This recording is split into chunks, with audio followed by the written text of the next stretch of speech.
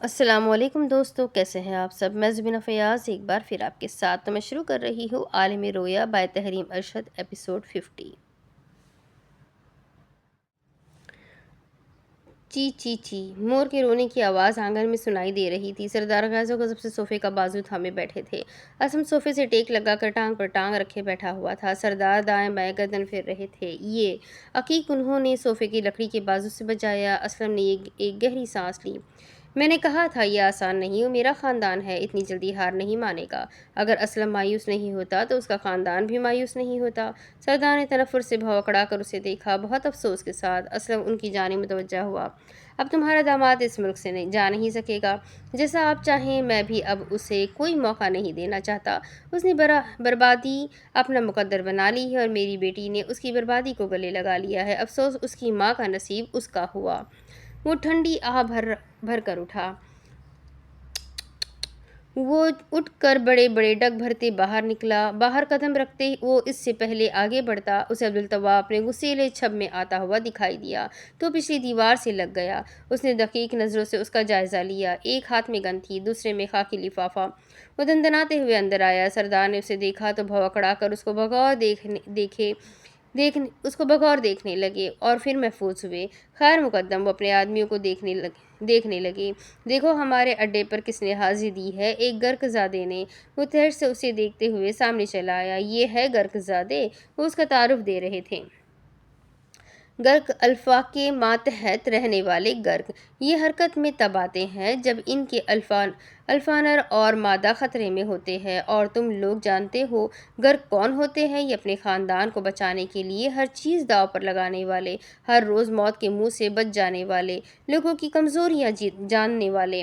ان کی نگاہ اس کے ہاتھ میں پکڑے لفافے پر گئی اور اب اس کی گن کی گرفت پر۔ یہ بے خوف بھی بہت ہوتے ہیں اور اپنے قبیلے کے وفادار بھی۔ اگر کسی ایک کو تکلیف پہنچے تو ان کا سارا جھنڈ اکٹھا ہو جاتا ہے۔ اسلم اسے دور سے دیکھ رہا تھا۔ عبدالطواب نے لب کھولے۔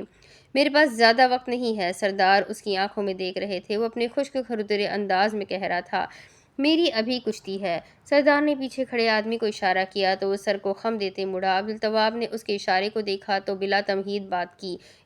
اس نے چٹکی بجائی، سنو۔ وہ محفوظ ہوتے اسے دیکھنے لگا۔ میں شاذ نہیں ہوں جو ٹھنڈے دماغ سے کام لوں گا یا کوئی پلان بناؤں گا۔ میرا مغز ہے گرم، یہ کھول جاتا ہے اور اڑا دیتا ہے۔ اس نے گن اٹھا کر پیچھے لگی سبزیوں پر مسلسل فائرنگ کی۔ سردار کے آدمی آگے آنے لگے تو انہوں نے ہاتھ دکھایا۔ زمین پر کانچ کی کرسیاں بکھر گئیں۔ سردار نے کوئی تاثر نہیں دیا۔ اس نوجوان کا جوش انہیں مزہ دے رہا تھا۔ وہ انگلیاں ہلاتے اس کے جوش آورانہ رویے سے لطف اندوز ہو رہے تھے۔ بات کرتا ہوں سیدھی، اس لیے کان کھول کر ایک ہی بار بولوں گا۔ کان کھول لو، ایک ہی بار بولوں گا۔ اس نے دیوار پر دائیں جانب لگے گھوڑے کے چہرے پر گولی ماری اور وہ نیچے لڑک کر گرا۔ آئندہ میرے الفاؤں کو چھیڑنے کی کوشش بھی مت کرنا۔ اس نے نگاہیں اس کی جانب مرتکز کی۔ رہی بات میرے جھنڈ کی، جس دن میرے جھنڈ نے تمہارے خلاف اعلان جنگ کر دیا، اس دن سے تمہاری الٹی گنتی شروع ہو جائے گی۔ کیا پتا تھا انہیں مستقبل میں وہ عظیم دن آنے والا تھا۔ وہ مزید آگے بڑھا تو یکدم رکا، ماتھے پر سے بل ہٹے۔ جہاں اسلم بیٹھا تھا اس نے اس جگہ کو دیکھا۔ اسلم اس کے چہرے کے زاویوں کو دیکھ رہا تھا۔ اسے وہاں سے ایک آشنا سی مہک آئی تھی۔ اس نے ایک تنقیدی نگاہ دوڑا کر آنگن میں دیکھا۔ سردار نے اس کی نظروں کا تعاقب کیا۔ وہ ہنسے۔ عبدالطواب نے بھوکڑا کر اسے دیکھا۔ تمہارا باپ بیٹھا تھا یہاں؟ اسے یوں لگا اس کے دل میں انہوں نے کیکر کا ایک کانٹا کھبا دیا تھا۔ اسلم نے کرب سے دیوار تھامے بیٹے کی آنکھیں پڑھی تھی۔ سردار کے آدمی نے عقب سے آتے بریف کیس رکھ کر کھولا۔ عبدالطواب کی نگاہیں جھکی۔ یہ لو، میرے لیے کشتی لڑو۔ عبدالطواب نے بائیں جانب گھومتے قطار میں رکھے گملے فائرنگ کرتے ہوئے ٹھک ٹھک ٹھک کر کے توڑتے، فرش پر ریت بکھر گئی۔ سردار نے رد عمل نہیں دیا۔ عبدالطواب نے ایک گہری سانس لی۔ اس سارے نقصان کی بھرپائی۔ اس نے بریف کیس کی جانب اشارہ کیا۔ اس سے کر دینا، میں نے حرام کھانا چھوڑ دیا ہے۔ وہ سانس لینے کے لیے رکا۔ کام کی بات کرتا ہوں، مجھے گھما پھرا کر بات کرنا پسند نہیں۔ وہ سامنے صوفے پر ٹھاٹھ سے بیٹھا۔ اس نے ٹانگ پر ٹانگ رکھی۔ سردار نے اسے ٹیک لگاتے ہوئے دیکھا۔ عبدالطواب نے سامنے میز پر لفافہ پھینکا۔ الفت اور تمہاری ریکارڈنگ۔ اسے دیکھتے سردار کی آنکھیں ذرا کھلی۔ عبدالطواب محفوظ ہوا تو تمہیں اس کے متعلق اندازہ نہیں تھا۔ پرفیکٹ، اب وہ محفوظ ہوا تھا۔ سیٹلمنٹ کرنے آیا ہوں۔ سردار کے چہرے کے زاویے تیکھے ہوئے، چمکتی آنکھیں اب صفاق ہو رہی تھیں۔ تم نے میرے بھائی کو اسمگلنگ پر بھیج کر ڈسنے کا منصوبہ بنایا تھا۔ اب تم سنو، میں نے تمہارے خلاف کیا منصوبہ بنایا ہے۔ مبادا تم انہیں نقصان پہنچاؤ۔ وہ انتہائی سنجیدگی سے بات کر رہا تھا۔ تم نے انہیں ڈسنے کا منصوبہ بنایا، اب میں تمہیں اس پورے سسٹم سے ڈسواؤں گا۔ میں یہ ریکارڈنگ وفاقی تحقیقاتی ادارے، پنجاب پولیس، خبر فروش اداروں کے ہیڈ کوارٹرز، بلکہ ہر جگہ پہنچا دوں گا۔ اس میں موجود ایک ایک خبر کی تحقیق ہوگی۔ یاد رکھنا، اگر میرا بہنوئی پھنسا تو بچنے تم بھی نہیں والے۔ اس لیے خاموشی سے مجھے وہ دے دو جو تمہارے پاس ہے، اور میرا مفروضہ کہتا ہے وہ تمہارے پاس ہے۔ یاد رکھنا۔ اس کی انگلی اٹھی۔ تم نے یہ دن ہمارے لیے یادگار بنایا ہے نا، میں اسے تمہارے لیے یادگار بناؤں گا۔ اب مجھے وہ دے دو جو مجھے چاہیے۔ تم ہمارے درمیان آ کر ٹھیک نہیں کر رہے عبدالتواب۔ سردار کو غصہ آیا۔ وہ سادگی سے مسکرایا۔ ہم گھر کے ہیں، اپنے جھنڈ کے لیے جان لے بھی لیتے ہیں اور دے بھی دیتے ہیں۔ تمہیں ایک مشورہ دے رہا ہوں۔ سردار کے چہرے پر عتاب کے آثار دکھائی دینے لگے۔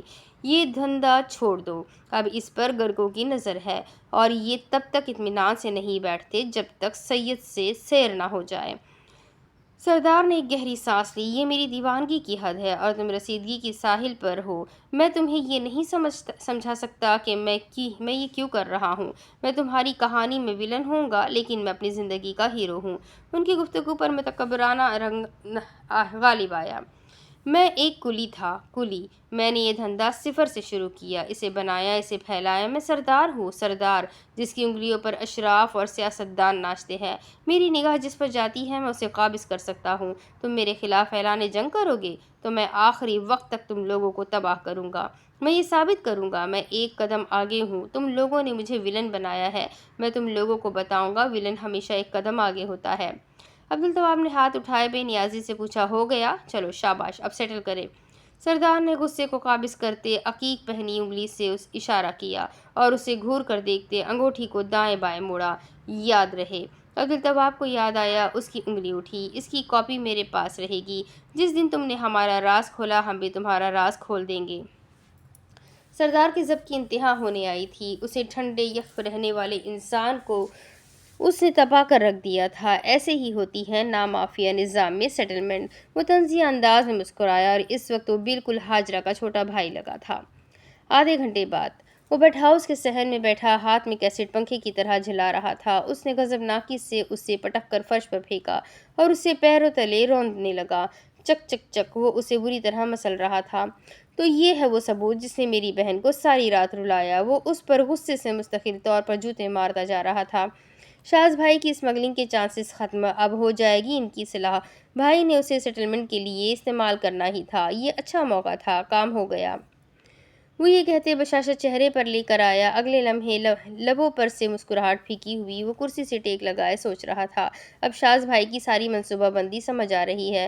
بھائی نے وہ کیسٹ ویسے بھی استعمال نہیں کرنی تھی، کیونکہ الفت ہمارے ساتھ رہنے والی ہے، اور یہ تبادلہ ہو گیا۔ شاز بھائی چاہتے الفت کی اور سردار کی ریکارڈنگ دے کر سردار کو پکڑوا سکتے تھے، پر انہوں نے الفت کے لیے یہ چانس بھی چھوڑ دیا۔ کیا ہے یہ آدمی؟ بھائی کو مال مل گیا تھا، لیکن وہ ایسے ہی اسے کسی کو نہیں دے سکتے تھے، کیونکہ جن اداروں کو وہ خبر دیتے ان میں فائز آفیسر یعنی سردار کے بندوں کو 1 منٹ نہیں لگتا کیس بند کرتے۔ بھائی صحیح وقت کا انتظار کر رہے ہیں، اور یہاں وہ ابو کے ذرائع جاننے آئے تھے۔ شمسہ کو انہوں نے چیک کر لیا، وہ ہماری نہیں پر سردار کی بھی نہیں، لیکن وہ اسے اپنا ایجنٹ بنانے کے لیے قائل کریں گے۔ شاز بھائی ہے، وہ ہر کام میں رسک لیتے ہیں اور جیت کو اوورٹیک کرتے ہیں۔ وہ اس کے منصوبے سے بے حد متاثر ہوا تھا۔ اس نے اب ٹیلی فون اسٹینڈ سے ٹیلی فون کا ریسیور اٹھایا اور وہ مڑا، نمبر ملانے لگا۔ پتہ کروں، میرے 2 عزیز نفسیاتی مریض کدھر ہے؟ گھنٹی جا رہی تھی۔ ہیلو، شاز کی آواز سنائی دی۔ حاجہ ڈرائیو کر رہی تھی۔ شاز نے فلپ موبائل کان سے لگایا تھا۔ عبدالرفیق اس کی گاڑی کو گیراج لیے گیا تھا۔ وہ گھر کی جانب روانہ تھے۔ کیسے ہیں بہنوئی صاحب؟ وہ اکڑ کر بولا تھا۔ شاز نے کان سے فلپ موبائل اٹھایا۔ اسے کیوں چربی چڑھ گئی ہے؟ فون سے باہر آتی آواز حاجرہ نے سن لی تھی۔ اب آپ کا اسمگلنگ پر جانا کینسل۔ یہ میری طرف سے شادی کا ایڈوانس تحفہ، پتہ نہیں زندگی ہو یا نہ ہو، اس لیے پہلے دے رہا ہوں۔ فضول مت بولا کرو، شاز خفا ہوا۔ اب اس نے پوچھا کیسے کیا سب؟ میں نے سردار سے سیٹلمنٹ کر لی ہے۔ شاز نے پیشانی پر بل ڈالے۔ تیری شکل ہے سیٹلمنٹ کرنے والی؟ حاجہ نے ناراضی سے شاز کو دیکھا۔ عبدالطواب کو برا لگا تھا۔ بھائی آپ کو ایسا کیوں لگتا ہے کہ صرف آپ ہی ہیرو ہے؟ آپ کسی دوسرے سے ہیرو گیری کی توقع نہیں کر سکتے۔ آپ نے مجھے سمجھ کر کیا رکھا ہوا ہے؟ ایسا شاندار سردار کے آگے کھیل کر آیا ہوں، خدا کی قسم تب گیا تھا۔ آپ کو تو بس لگتا ہے مجھے دا لگانے کے لیے رکھا ہوا ہے۔ شاز کو ہنسی آئی۔ میری بچے، تجھے ابھی بھی تیری والی نے بہت بڑا دا لگایا ہے۔ دا نہیں ہے، وہ فی الفور بولا۔ وہ کوہ نور کا دفاع کرنے لگا۔ اس نے مجھے آئیڈیا دیا تھا، میں نے دماغ کا استعمال کیا۔ ہمیں اس کی ضرورت نہیں تھی۔ شاز کی بے رخی پر حاجہ بول پڑی۔ تمہیں تو میری بھی ضرورت نہیں تھی۔ کیا کہہ رہے تھے اس دن؟ عبدالطواب پوری توجہ سے سننے لگا۔ جو اکیلا ہوتا ہے کمزور ہوتا ہے، اس کی کمزوری نہیں ہوتی۔ ابھی اچھا خاصا پٹے ہو، یعنی پھر ٹھیک ہوا ہے۔ یہ تو شکر میں آ گئی، نہیں تو کل ہمارے قبرستان میں گورگن کی دہاڑی لگ گئی تھی۔ عبدالطواب ہنس پڑا۔ تمہیں آنا ہی تھا، مجھے کچھ ہو جاتا تو تمہیں اپنی رنگیلی وارڈروب خیرات کرنی پڑتی۔ Good heavens! حاجہ نے خفگی سے دیدے پھیلا کر اسے دیکھا۔ اتنی مار کھائی ہے اس آدمی نے، پھر بھی دماغ ٹھکانے پر نہیں آیا۔ اب وہ سیدھا دیکھنے لگی۔ عبدالطواب مدعے پر آیا۔ ویسے سردار کو الفت والی آڈیو کا کچھ نہیں پتا تھا، شمسا پر یقین کیا جا سکتا ہے؟ حاجہ بولی۔ سردار کا سوانح بھی ہو سکتا ہے، اس نے اتفاق کیا۔ ہاں، پر خیر فی الحال کے لیے اچھی خبر یہ ہے کہ اسمگلنگ کینسل، اب آپ دونوں صلح کر لیں۔ حاجہ نے گھور کر شاز کو دیکھا اور کہنے لگی، نہیں، ابھی گھر جا کر ہمیں بہت لڑنا ہے، پھر صلح کریں گے۔ اس نے گلا کھنکارا۔ آپ دونوں میری ایک بات سن لیں۔ وہ دونوں اس کی جانب متوجہ ہوئے۔ ارشد بخاری کا کردار ختم ہو چکا ہے اور حاجرہ تم اپنا نکاح نامہ پھاڑ چکی ہو۔ عبدالطواب حاکمانہ انداز میں حکم صادر کرنے لگا۔ لہٰذا ابھی کے ابھی گھر آؤ، اور میں تمہیں شاہ صفدر کے ساتھ گھومنے پھرنے کی اجازت نہیں دیتا۔ جب شادی ہوگی تب تم اس گھر میں جا سکتی ہو۔ شاز نے بیزاری سے دیدے پھیلائے تو بھویں اٹھی۔ کتنی زبان کھل گئی ہے اس کی! یہ سنتے حاجرہ کو ہنسی آئی، مگر شاز سنجیدہ تھا، اور اس کے ساتھ چھوٹے کی بھی۔ جو یہ کرتا ہے وہ بالکل اس کی نقل کرتا ہے۔ لگتا ہے کسی دن آ کر مجھے بیلٹ اتارنی پڑے گی۔ اس زمانے کی مار کا مشہور مردانہ آلہ۔ بس بہت ہو گئی باتیں، عبدالطواب دو ٹوک انداز میں کہنے لگا۔ اصل بات یہ ہے کہ میں نے آپ کے ساتھ سیٹلمنٹ کرنے کے لیے فون کیا ہے۔ یہ کہتے اس نے زمین پر گری ٹوٹی ہوئی کیسٹ دیکھی۔ حاجرہ اور شاز ذرا چونکے۔ میرے پاس وہ اسمگلنگ کی منصوبہ بندی کی کیسٹ ہے۔ اسے ہوئے دیکھتے مزہ آیا تھا۔ سیٹل یوں کروں گا کہ حاجرہ کو کوہ نور کے گھر انتہائی عاجزانہ اور صبورانہ انداز میں رشتہ مانگنے جانا ہوگا۔ عبدالطواب اسے غصہ چڑھنے لگا۔ شاز نے مسکراہٹ دباتے حاجرہ کو دیکھا۔ لگ رہا ہے تمہارا بھائی ہے۔ تم ہی نے کہا تھا میں تمہارا بچہ ہوں، ماں بن کر پالا ہے، تو پھر اب آ جانا اور تحائف بھی لانا، خالی ہاتھ نہ آنا۔ حاجرہ کا حیرت سے منہ کھلا۔ عبدالطواب الوداعیہ انداز میں کہنے لگا، ٹھیک ہے، پھر رکھتا ہوں، کل آ جانا، اللہ حافظ، اور رابطہ منقطع ہو گیا۔ وہ حیرت اور غصے کے عالم میں دیدے پھیلا کر رہ گئی۔ یہ بچہ! اس نے ضبط سے نفی میں سر ہلایا۔ شاز شیشے پر کہنی لٹکائے صورتحال سے لطف اندوز ہوتے اسے دیکھ رہا تھا۔ بیوی، مسئلہ کیا ہے؟ چلی جانا۔ میں بھی چلوں گا تمہارے ساتھ، ہمیں ہی جانا چاہیے۔ اور یہ کہتے اسے شاہ نواز اور ہانی یاد آئے۔ وہ بھی ایسے ہی ان سے حاجرہ کا ہاتھ مانگنے جانے کی درخواست کیا کرتا تھا۔ جواباً وہ کچھ بولی نہیں، اور وہ اس سے کہنے لگا، ہر بات پر اپنی سہمتی نہیں دی جا سکتی، مگر ایک دوسرے کے فیصلوں کو سمجھنے کی کوشش کر کے انہیں عزت ضرور دی جا سکتی ہے۔ وہ بچی بہت اچھی ہے، اسے قبول کر لو۔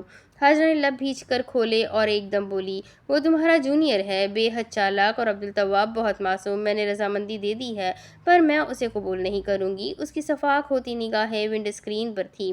اس کی وجہ سے میری بہن کی زندگی خراب ہوئی ہے۔ جواباً اس نے صفائی پیش کی، نہیں، تحلیل نے اپنی زندگی کا تماشا خود بنایا ہے۔ اسے کس نے کہا تھا وہ عبدالطواب کو تپانے کے لیے اس کے سامنے رجب سے شادی کی بات کرے؟ اصل تماشا تو رجب کا لگا ہے، جس کا اس سے کوئی لینا دینا ہی نہیں تھا، اور سچ کہوں تحلیل بالکل ہی دماغ سے فارغ ہے۔ یہ سن کر حاجرہ کو بہت برا لگا تھا۔ اس سے زیادہ سیانہ سلیمان ہے۔ صحیح کہتے ہیں بڑے بوڑھے، بزرگی بے عقل، اسد نابسال۔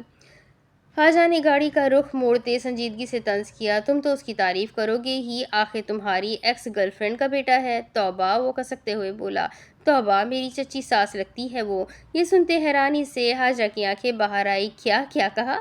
اس نے نظر پھیر کر اسے دیکھا اور پھر سامنے آنکھیں گھوم رہی تھی۔ چچا نے اسے شادی کی تھی۔ شاز نے اس بات میں سر ہلایا۔ میں نے کہا تھا نا تم سے، تمہارا چچا اتنا برا انسان نہیں ہے۔ حاجرہ خوشگواری سے کہنے لگی، مطلب ہمارا سلیمان جائز بچہ ہے اور اس کا ہمارے گھر میں برابر کا شیئر ہے۔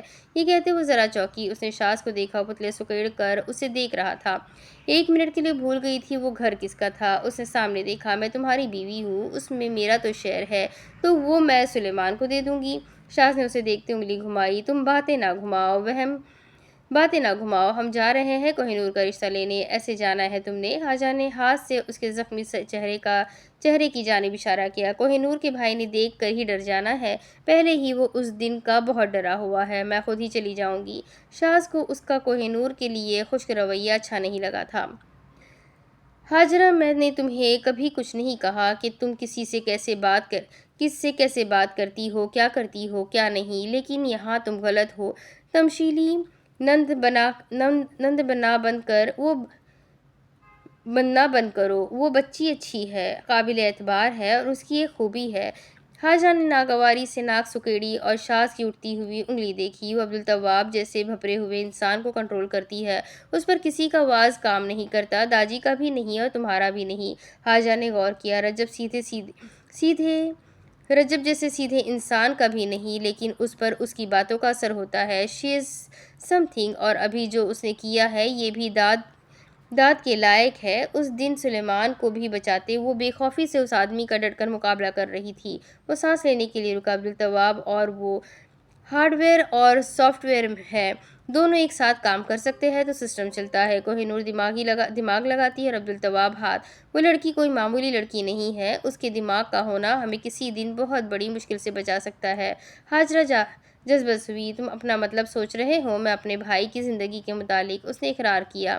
سوچ تو رہا ہوں، پر وہ اس کے ساتھ مخلص ہے، اتنی کہ اس کی جان بچاتے خود اسپتال پہنچ گئی۔ شاز نے دلیل دے کر اس کا آرگیومنٹ کمزور کر دیا تھا۔ حاجرہ نے لمحے بھر کے لیے اسے دیکھا۔ وہ سمجھ گیا وہ جیت گیا تھا۔ اس نے لب دبائے، ہتھیار ڈالے اور بے بسی سے آہ کرتے بولی، اچھا ٹھیک ہے۔ دوسری طرف سردار کے سامنے پوکر چپس کے چھوٹے چھوٹے بروچ بنا کر رکھے گئے تھے، ایک طرف تاش کے پتے بکھرے تھے۔ شطرنج کا کھیل اب بہت پرانا ہو گیا ہے، یہ دغا اور پرخطر بننے کا زمانہ ہے، ہم خطرات مول لینے کے عادی ہیں۔ گھنگروؤں کی چھنکار آنگن میں سنائی دے رہی تھی۔ سردار بیٹھک میں بیٹھے تھے، انہوں نے چپس کو ہاتھ سے بکھیرا۔ یہ ثبوت سیٹل کرنے کے لیے شاز مجھے کیوں دے گا؟ سردار نے بھو اکڑا لیا، گردن لڑکی۔ جتنا میں شاز کے کردار کو جانتا ہوں اتنا کوئی نہیں جان سکتا۔ آنکھیں سکڑتے ہوئے زیرک ہوئی۔ Have a back up plan کا حامی ہے، وہ اپنے مقصد کے حصول کے لیے اپنی جان کی پرواہ بھی نہیں کرتا، لیکن اگر یہ ثبوت کارآمد ہوتا تو ہرگز مجھے نہ دیتا، حتیٰ کہ عبدالتواب بھی۔ مطلب؟ ان کی نظریں پھری۔ الفت زندہ ہے۔ سردار کے چہرے پر زہر خندی سے نقوش پھیلنے لگے، اور شاز اس سے سلامتی کا سودا کر چکا ہے۔ شاز کا ٹریجک فلاح یہی ہے، وہ اچھائی کر جاتا ہے۔ وہ ٹھہرے۔ دہلیز پر انہوں نے ایک آدمی کو کھڑا دیکھا، گویا وہ ان کے حکم کا متلاشی تھا۔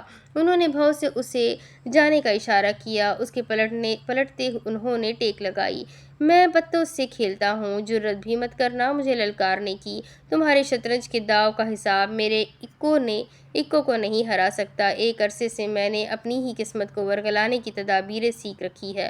میں اصول بناتا نہیں توڑتا ہوں، جو اصولوں پر مبنی کھیل کھیلے وہ لطف سے محروم ہو جاتا ہے۔ اگر تم شطرنج کھیل رہے ہو تو میں تمہیں بتا دوں، اطالوی کہتے ہیں اختتام میں مہرہ اور شاہ واپس ایک ہی جگہ پر جاتے ہیں۔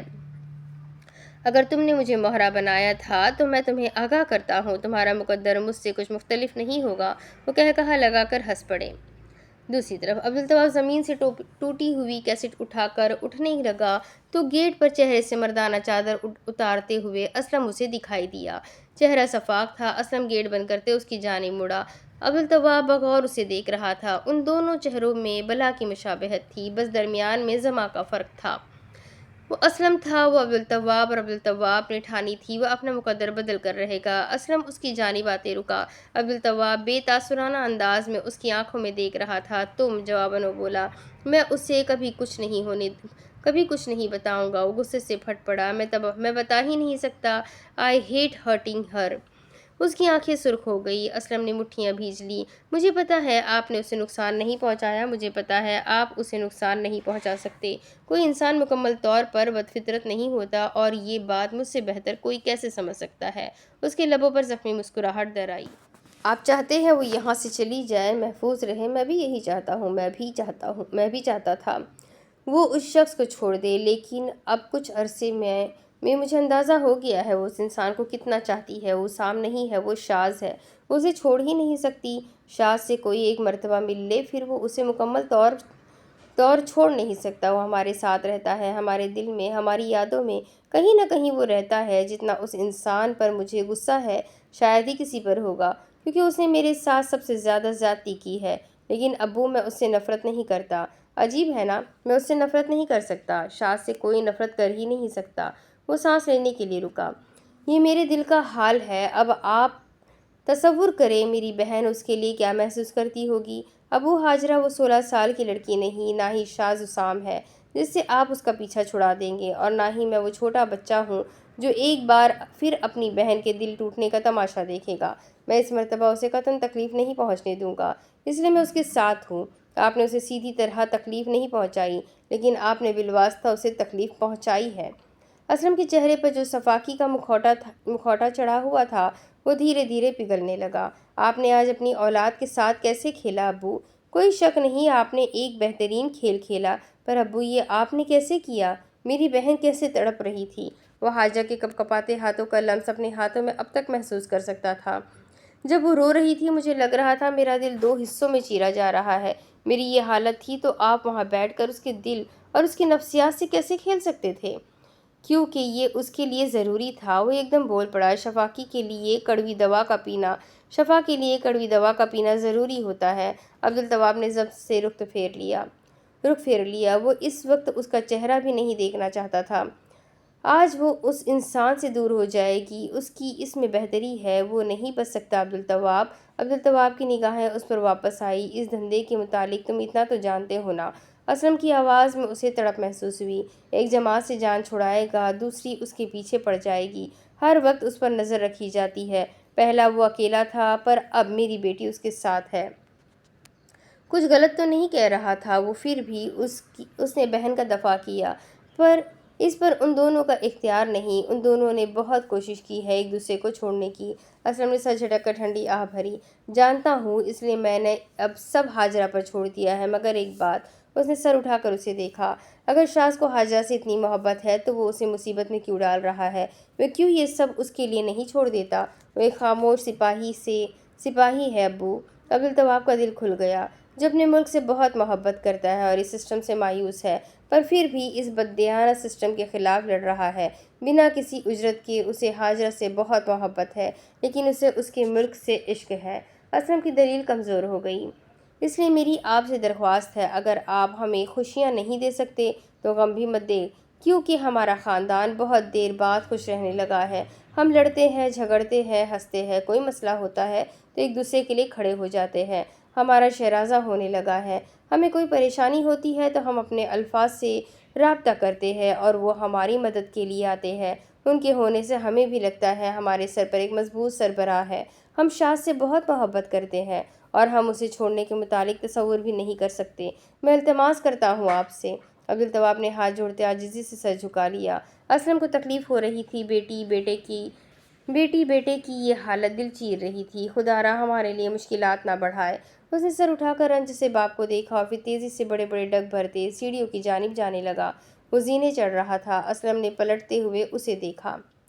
ایک عجیب کشمکش میں اس کی اولاد نے اسے ڈال دیا تھا۔ اسلم آج جان چکا تھا اس دنیا میں شاذ صفدر سے زیادہ کوئی اس کی بیٹی کو نہیں چاہ سکتا تھا، اور اس سے بڑا شاذ صفدر کا کوئی دشمن بھی نہیں ہو سکتا تھا۔ اپنی زندگی کے باقی رہ جانے والے دنوں پر اس نے ایک نگاہ ڈالی۔ وہ آگے بڑھتا صحن میں لگے سنک کی جانب آیا۔ اس نے شیشے میں اپنی صفاق آنکھوں میں اترتی چمک دیکھی۔ ہاجرہ اگر اپنے باپ کے لیے تڑپتی تھی تو اسلم کا دل بھی اس کے لیے تڑپتا تھا۔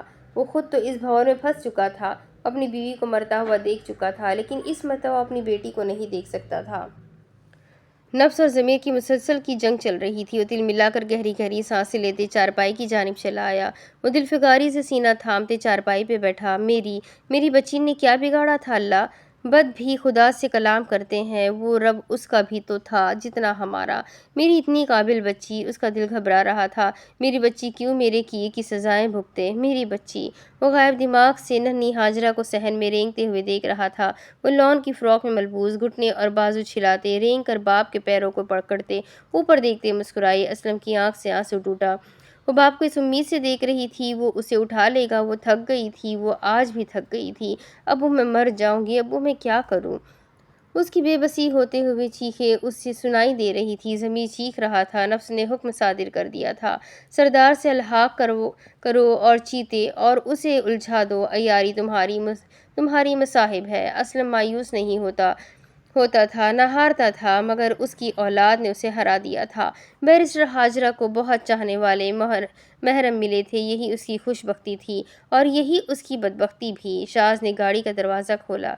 हाजरा फ़ौरन से घूमकर उसकी जानिब आने लगी। वो घर के बाहर खड़े थे। शाज ने उसे हाथ दिखाया। मैं चल सकता हूँ। वो उसकी तरफ आते रुकी। उसने दरवाज़ा बंद किया और वो लंगड़ा कर चलने लगा। हाजरा मुतफक्किर थी। वो हाथों को आपस में घुमाते उसे देखते हुए चल रही थी। वो तेज़ी से आगे बढ़ी। डॉक्टर को फ़ोन करूं? उसने पीछे से हाथ दिखाया। नहीं। ये सुनते वो गुस्से से बोली, शाज हर वक्त तुम्हारी नहीं चलेगी। वो रुका। उसने गर्दन फेर कर उसे देखा। तुम्हारी स्ट्रेटजी समझ आती है मुझे। तुम मुझे कंट्रोल करने के लिए विक्टिम कार्ड प्ले करते हो। वो उसे सादगी से देख रहा था। हर चीज़ पर खुद को नहीं, मजबूरी को आगे कर देते हो। तुम्हें मुझसे मिलने का भी तो रिस्क था ना, पर तुम मिले। क्या तब मजबूरी नहीं थी? अब एडवोकेसी के लिए भी तैयार हो? शनाख्ती कार्ड पर भी नाम बदलवाने दे दिया। किस लिए किया ये सब? वो सख्ती से हाथ बांध कर खड़ी, थोड़ी उठाकर उसे पूछ रही थी। जवाबन वो बोला, तुम्हारी तवज्जो के लिए।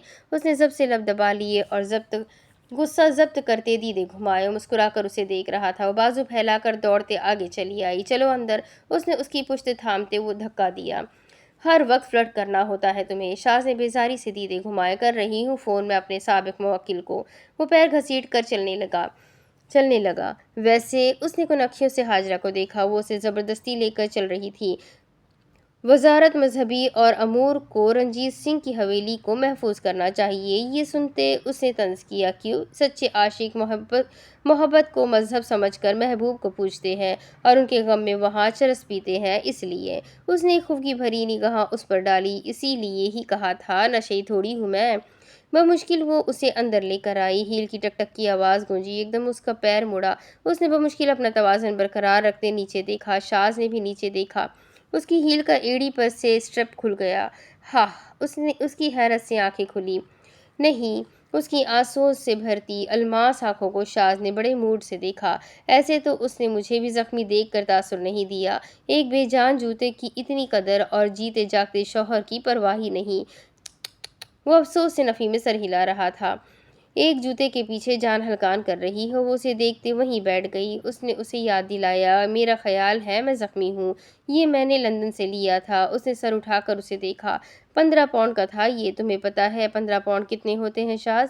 इस वक्त बनिस्बत आज के पाउंड का रेट ज़्यादा था। वो माथे पर बल डाले भव खुजाने लगा। वो आयरिश मॉडल के इस्कात हमल वाले केस के बाद लिया था क्या? शाज। वो उस पर चिल्ला पड़ी। उसने याद करते अदाकारी से आंखें फैलाई। वो उसे घूर कर देखते हुए उठने लगी। मैंने सुना था तुम उस केस और एक लिखारी की कॉपीराइट केस से लंदन में मशहूर हो गई थी। उसने झुककर अपनी हील्स उतार कर एक तरफ रखी और उन्हें शदीद दुख से देखा। अब उसने एक गहरी सांस ली और शाज को पुष्ट से पकड़े आगे बढ़ी। चलो। वो कमरे की जानिब जाने लगी। राहदारी से शमसा तौलिए पकड़कर चली आ रही थी। उसने दीदे फाड़कर शाज और हाजरा को देखा। वो उसे कमरे में लेकर जा रही थी। उठा लूँ पाँव, उठा लो पाँव, उठाओ। शाज की ठिठाई और बेतासुर चेहरे को देखते उसके हंसने की आवाज़ कमरे से बाहर सुनाई दी। शमसा ने गुस्से से कमरे के दरवाजे को देखा और तल्ख घूंट गले से उतारते आगे बढ़कर मुश्तइल होते बोली, हराम। अब इसके आगे की कहानी मैं आपको अगली वीडियो में सुनाती हूँ कि आगे क्या होगा। नावल बहुत इंटरेस्टिंग है, आगे जानना बहुत ज़रूरी है, तो जल्दी से वीडियो को लाइक करें, चैनल को सब्सक्राइब करें, बेल आइकन को ज़रूर दबाएं। ये नावल काफ़ी ज़्यादा बड़ा है और शायद मेरे चैनल पर ये सबसे बड़ा नावल होगा अब तक का। تو کوئی بات نہیں، اس ناول کو ہم پورا ضرور کریں گے۔ تو جلدی سے ویڈیو کو لائک کریں، چینل کو سبسکرائب کریں، بیل آئیکن کو ضرور دبائیں، اپنے کانٹیکٹس میں اس ناول کو شیئر ضرور کریں، کمنٹ کر کے ضرور بتائیں کہ آپ لوگوں کو یہ ناول کیسا لگ رہا ہے۔ تو ملتے ہیں اگلے ویڈیو میں، تب تک کے لیے اپنا خوب سارا خیال رکھیں، مجھے بھی دعاؤں میں یاد رکھیں۔ اللہ حافظ۔